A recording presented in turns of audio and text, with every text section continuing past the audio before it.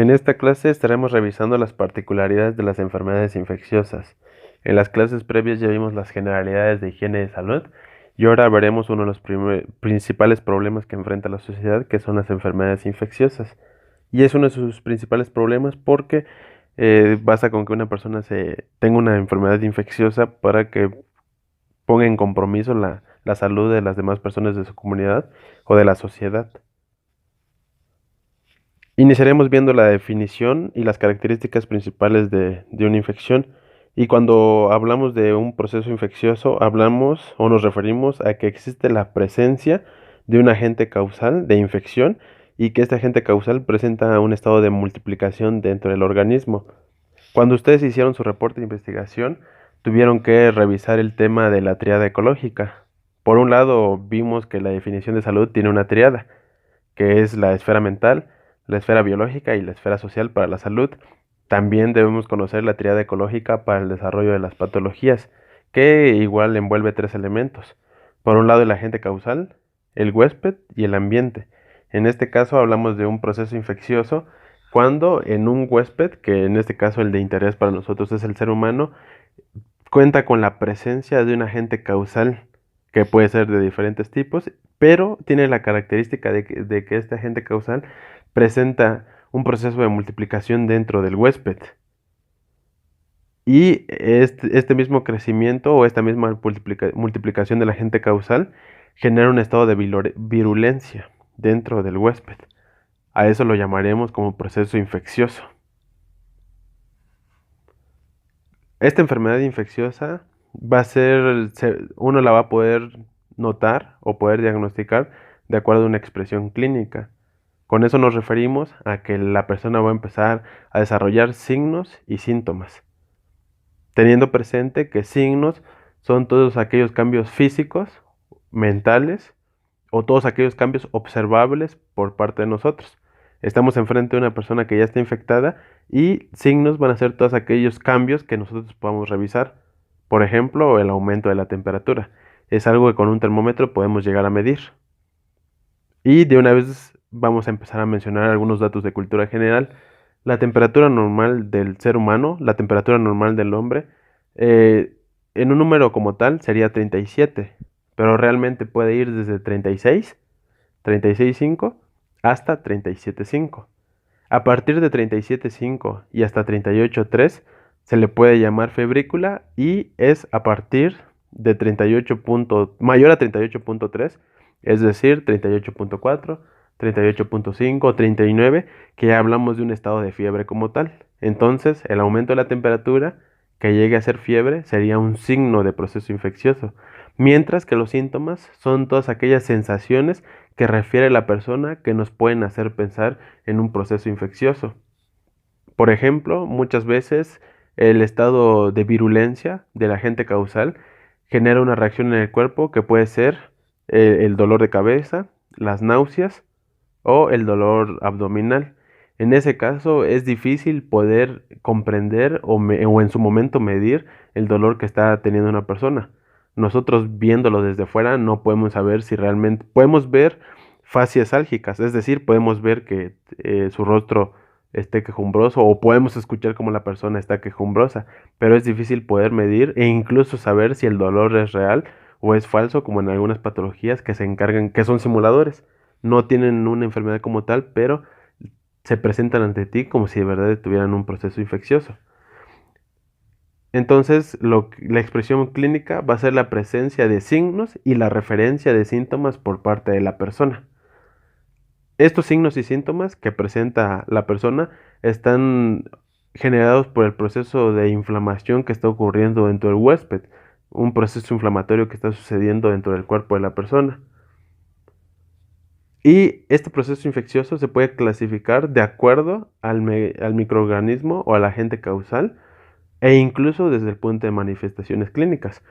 Muchas veces podemos decir que la persona tiene un proceso infeccioso bien definido, por ejemplo, la neumonía, o en otros casos podemos utilizar el diagnóstico sindromático, simplemente a ese proceso infeccioso darle un nombre en lo que averiguamos qué es realmente lo que está pasando.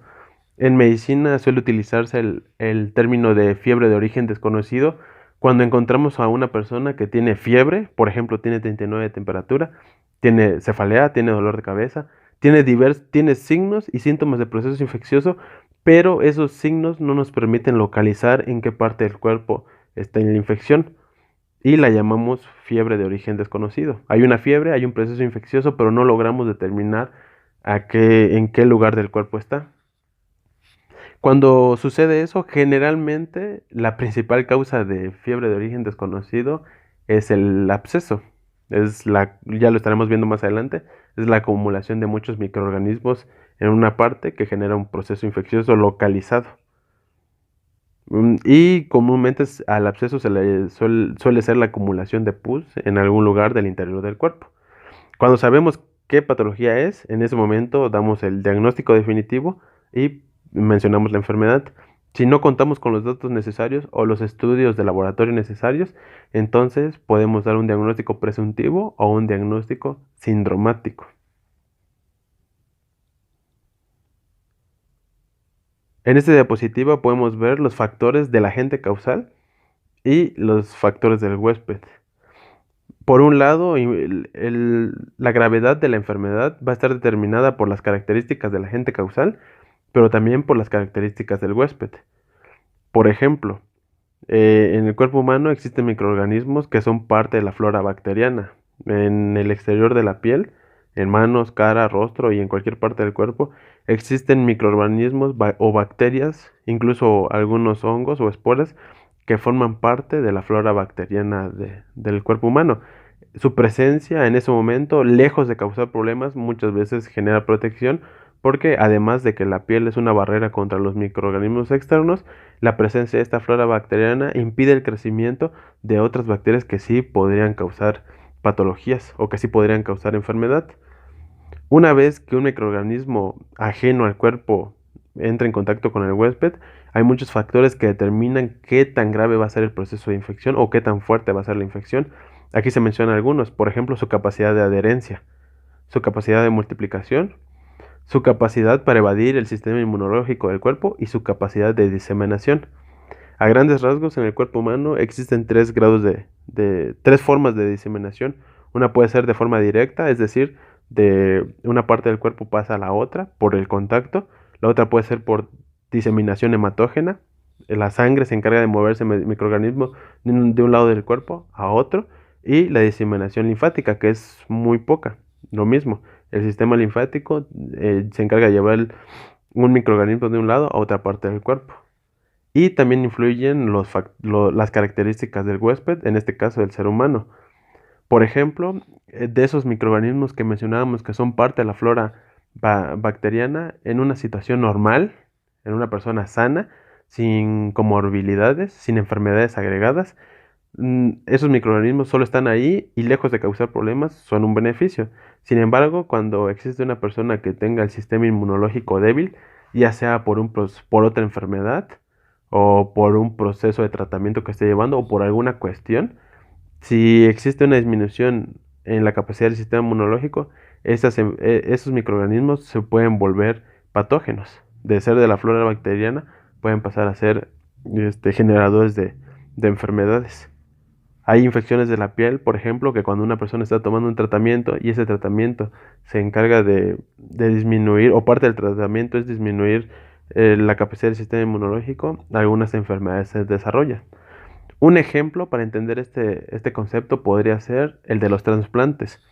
Cuando a una persona se le trasplanta un órgano, parte del tratamiento es darle medicamentos que disminuyan la capacidad del sistema inmunológico porque al final de cuentas, por mucho que haya compatibilidad, ese nuevo órgano trasplantado representa un cuerpo extraño y el mecanismo normal del cuerpo es atacarlo. Entonces se debilita a propósito el sistema inmunológico.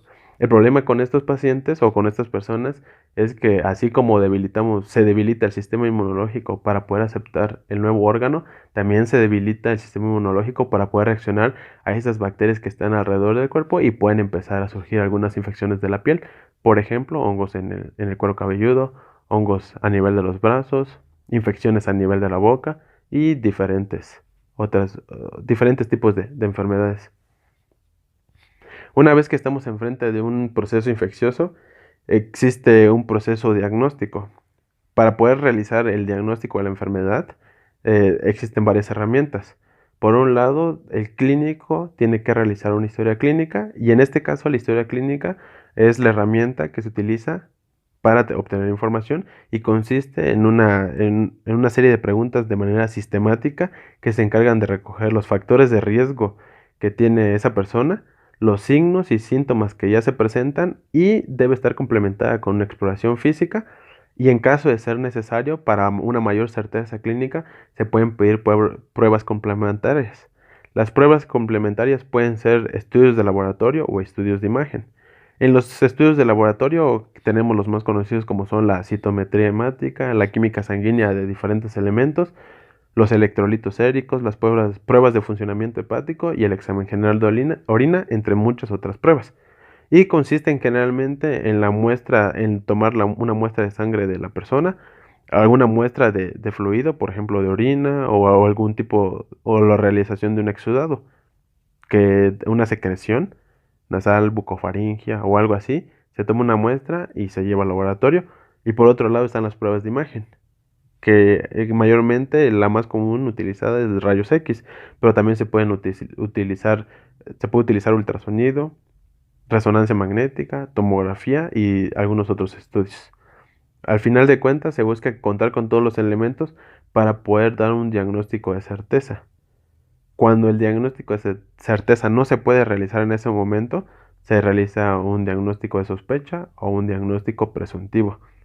Muchas veces cuando hablamos de procesos infecciosos, las pruebas de laboratorio que nos permiten llegar al diagnóstico de certeza son el cultivo y las técnicas de tinción o de detección directa. Ya sospechamos a qué nivel está la infección en el cuerpo, buscamos el modo de obtener una muestra de ese lugar y esa muestra se cultiva para ver qué tipo de bacterias crecen y muchas veces el cultivo va acompañado por un antibiograma.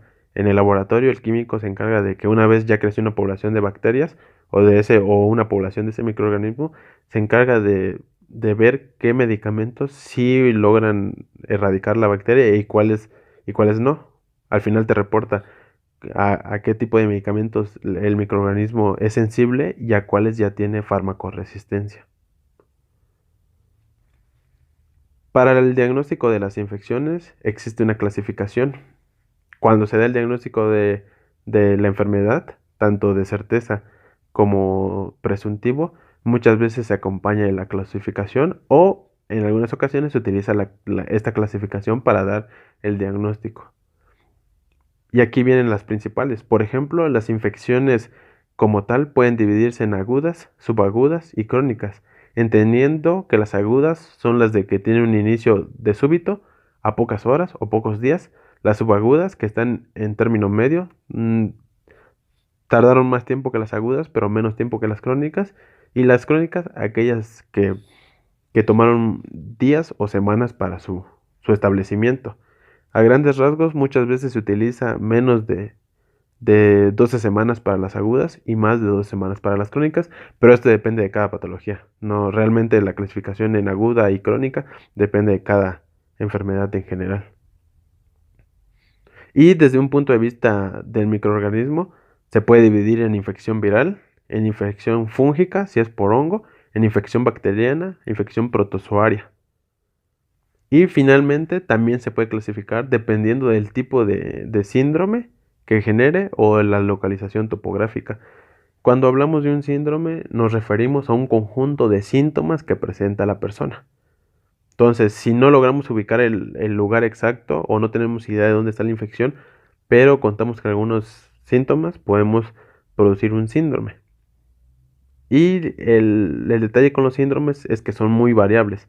Una persona puede presentar un síndrome como tal, pero al final de cuentas el conjunto de síntomas que se presenta ese síndrome es muy variable.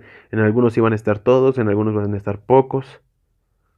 Y en el caso de la localización en el organismo es cuando ya podemos decir que está en cierta parte del cuerpo. Aquí vienen algunos ejemplos. Por ejemplo, la neumonía o neumonitis, cuando sabemos que está ubicado en el parénquima pulmonar, endocarditis, cuando sabemos que está en el parénquima cardíaco, gastroenteritis cuando está a nivel gastrointestinal, abscesos hepáticos, acumulación de pus a nivel del hígado, meningitis, inflamación de las meninges, etcétera. Todo depende de dónde esté. Puede ser una celulitis a nivel de la piel. Existen muchas opciones y dependiendo del lugar es que va adquiriendo el nombre. Además, existe una gran clasificación que depende mucho de dónde se adquirió. Por ejemplo, hay algunas enfermedades que se dividen en adquiridas en la comunidad o nosocomiales. Por ejemplo, la más conocida es la neumonía. La neumonía es una enfermedad que puede ser adquirida tanto en el lugar donde uno vive porque otra persona está enferma o puede adquirirse por hospitalización. Por ejemplo, existen personas que necesitan la intervención quirúrgica. Un ejemplo podría ser que tiene un cuadro de apendicitis, se inflamó el apéndice y la resolución es quirúrgica. Tienen que pasar a quirófano y se les tiene que operar. Si por alguna complicación esa persona tuvo que quedarse una semana o incluso más, 2 semanas en el hospital, existe el riesgo de que desarrolle neumonía nosocomial, ya que por mucha limpieza y aseo que existe en los hospitales, al ser un lugar de concentración de personas enfermas, existe el riesgo de que muchas bacterias estén en ese lugar que no se encontrarían normalmente en casa. En ese caso, siempre para los pacientes hospitalizados, siempre existe el factor de riesgo para desarrollar neumonía nosocomial, sobre todo cuando son pacientes que necesitan apoyo ventilatorio, que por ejemplo están intubados o que se les conecta un respirador. Por otro lado está la neumonía que se adquiere en el lugar donde uno vive porque otra persona estaba enferma. Y también se puede clasificar por grupos de edad. Hay infecciones propias de los pacientes pediátricos, hay infecciones de los adultos y hay infecciones propias de los pacientes geriátricos. E incluso hay infecciones propias de los recién nacidos y de las mujeres embarazadas. Todo eso también determina que se clasifique en el grupo de edad o incluso por el sexo. En esta diapositiva podemos ver los principales agentes causales o agentes etiológicos de la mayoría de las enfermedades infecciosas. Aquí podemos ver los 4 grandes grupos. El primero los primeros dos casi son similares. Por un lado tenemos al de los priones y por un lado tenemos al de los virus. Tenemos que recordar que estos dos realmente no cumplen las características básicas para ser considerados organismos vivos. Sin embargo, son de importancia biológica porque muchas veces pueden generar procesos infecciosos. Empezando con los priones, realmente son una molécula de proteína con la capacidad de que al entrar en contacto con otras proteínas puedan cambiar su estructura y por lo tanto cambiar su función. En este caso se menciona, por ejemplo, que la principal proteína afectada la principal proteína acá es el PRP y que entra en contacto con otras proteínas y genera que esas proteínas pierdan su función.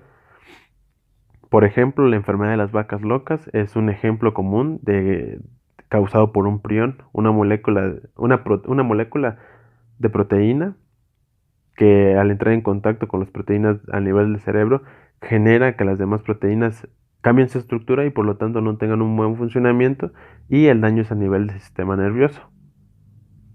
El siguiente grupo es el grupo de los virus. Igual que los anteriores, no cumplen con las características básicas para ser considerados organismos vivos porque realmente una vez que infectan al cuerpo necesitan vivir dentro de otras células para poder cumplir las funciones. Llevan el material mínimo necesario, pero aún así son de importancia biológica porque producen infecciones.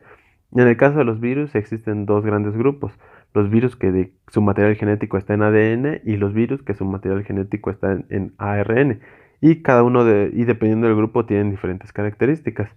En este caso sí están conformados por proteínas y por ácidos nucleicos. Y su actividad consiste en que una vez que infectan al cuerpo se introducen a la célula y dentro de la célula secuestran a la célula para que esta célula produzca más virus a través del material genético que ya llevan.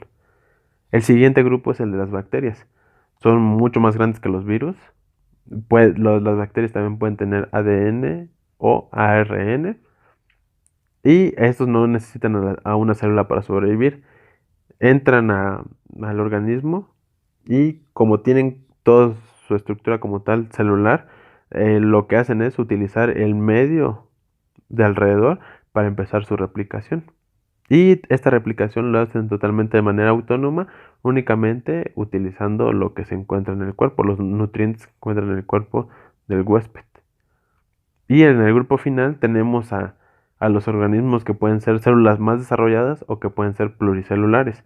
En este grupo de eucariotes entran los protozoarios, los hongos, los helmintos, que esos helmintos son lombrices microscópicas, y estos son los que presentan mayor complejidad celular. En este caso pueden ser pluricelulares o células con una gran complejidad, y generalmente estos generan infecciones de tipo parasitario. Viven dentro del organismo y aprovechan toda la condición del organismo para su desarrollo y replicación. Ahora revisaremos las condiciones del desarrollo de las enfermedades infecciosas. Vamos a revisar cuáles son los factores y condiciones que permiten que un organismo pueda desarrollar un proceso infeccioso. Como tal, para el desarrollo de una enfermedad infecciosa no simplemente basta la inoculación, es decir, no únicamente depende de que un microorganismo llegue. Realmente sí, para el desarrollo de una infección se necesita que por un lado la cantidad de microorganismos que lleguen sea suficiente y que en su momento el sistema inmunológico presente algún defecto y que no pueda deshacerse tan rápido de los microorganismos. Pero como tal, no es únicamente la inoculación del microorganismo para que se pueda desarrollar una enfermedad. Y respecto a las epidemias, no solo basta con que varios enfermos presenten la infección. Existen varias características que por un lado determinan que una persona desarrolla la infección y por otro lado que un grupo de personas desarrollen una epidemia.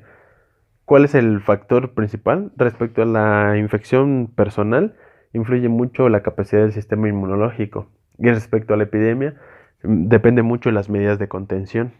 Si existe cierta negligencia por parte de los pacientes, y si es una enfermedad infectocontagiosa, existe la posibilidad de que se desarrolle una epidemia y en algunos casos una pandemia.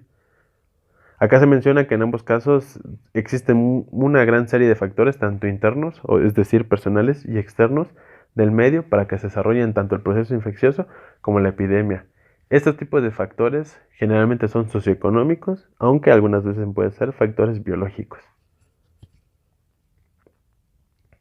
Respecto a los factores sociales que determinan que se desarrolle una enfermedad, generalmente hablamos de grupos de población con bajo nivel socioeconómico y con baja escolaridad.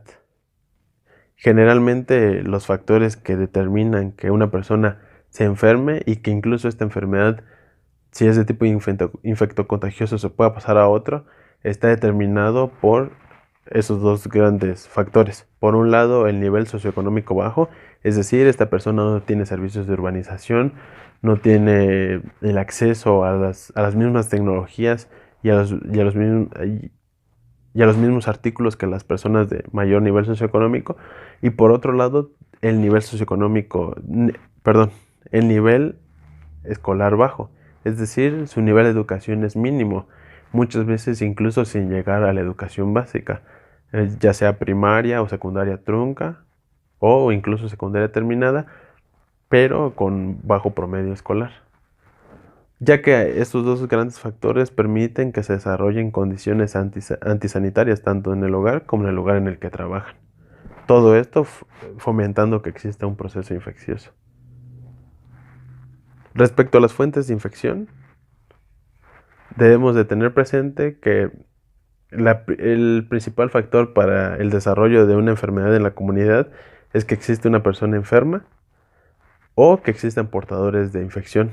Y aquí la diferencia es que la persona enferma, además de tener el microorganismo causal de un proceso infeccioso, esta persona presenta signos y síntomas. Es una persona enferma como tal, mientras que el portador es aquel que cuenta con el microorganismo dentro de su cuerpo, pero no ha desarrollado síntomas. La persona enferma es aquella que ya está sintomática y el portador es aquel que está asintomático. Ambos deben de tomar las medidas necesarias porque, aunque la persona como tal no desarrolle los síntomas, eso no quiere decir que no esté enferma y puede poner en riesgo la salud de otras personas. El ejemplo más trascendente en esta contingencia es el coronavirus. Como tal, no se ha podido determinar si los portadores o las personas que están infectadas, personas sintomáticas, tengan ese carácter infeccioso o no. Y hay otras enfermedades que tienen la misma característica. Por ejemplo, existen personas que padecen dengue y si no siguen algunas medidas, pueden determinar que toda la comunidad se enferme de dengue a pesar de que no tengan síntomas o sus síntomas sean muy leves.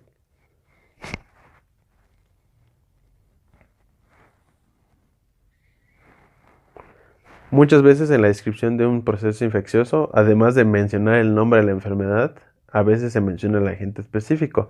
Sin embargo, esto solo está limitado a cuando se quiere hacer un estudio importante del caso o cuando se quiere hacer una investigación. En términos prácticos, muchas veces solo se da el diagnóstico de la enfermedad. Por ejemplo, aquí viene el agente causal de la difteria, de la tuberculosis y de la tifoidea. Aunque en términos prácticos, a una persona simplemente se le da el diagnóstico de difteria, al diagnóstico de tuberculosis y el diagnóstico de tifoidea, y solo se reserva para investigación el hecho de mencionar el agente causal. Ahora veremos las vías de movimiento de la infección. Respecto de una persona a otra persona, aquí se mencionan las principales vías de transmisión de las enfermedades infecciosas. Por un lado está el contacto directo. Es una de las principales vías de infección y consiste en que existe una proximidad importante entre la persona enferma y una persona que está sana. Y ya sea que estén cerca o que incluso lleguen a tener contacto físico. La segunda opción es el contacto con los objetos contaminados. Como tal, en el momento, la persona sana no está con la persona enferma, pero la persona sana entra en contacto con el ambiente o con los artículos de una persona enferma. Por ejemplo, esto podría ser de que en el hogar, en un cuarto, está una persona enferma de tuberculosis. Si la persona que está enferma de tuberculosis en ese momento no está en el cuarto, mm, realmente presenta un factor de riesgo porque el bacilo que es causante de la tuberculosis puede quedar en el aire y si una persona entra, al entrar en contacto con el espacio del paciente, puede enfermarse. Y la otra opción es utilizar utensilios o herramientas de las personas, toallas, ropa, cepillo o artículos de aseo de la persona. La tercera opción es a través del aire, y esta opción puede ser tanto por las gotitas suspendidas de saliva y de fluidos bucales o del estornudo, y por la otra opción es por medio del polvo. Aquí vienen dos ejemplos. El primer ejemplo sería la infección actual por coronavirus, que en este caso el virus necesita de las gotitas para poder ser transmitido. No, como tal, el virus no es aéreo, no queda suspendido en el aire, se mueve a través de estas gotitas, a diferencia de la tuberculosis. El Mycobacterium tuberculosis o agente causal de la tuberculosis no necesita las gotitas. Basta con que una persona tosa para que el Mycobacterium quede suspendido en el aire y pueda ser infeccioso para las demás personas que estén ahí en el lugar. Y finalmente aquí se menciona la transmisión de infección a través del agua. En este caso hablamos de microorganismos que quedan en el agua o que se mueven a través del agua. Y generalmente los que se mueven a través del agua son los protozoarios. Hablamos mayormente de enfermedades infecciosas parasitarias, las que se van a transmitir por este medio. Además, también existen las infecciones a través de los alimentos, que en este caso generalmente son los mismos microorganismos que se transmiten por el agua, son los mismos que se pueden transmitir por los alimentos, porque tienen el carácter de poder vivir en vegetales o en carne.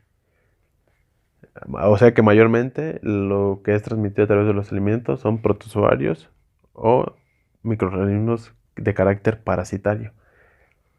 Mientras que la transmisión por insectos muchas veces está reservada a protozoarios o a virus que necesitan de un vector para poder ser transmitidos.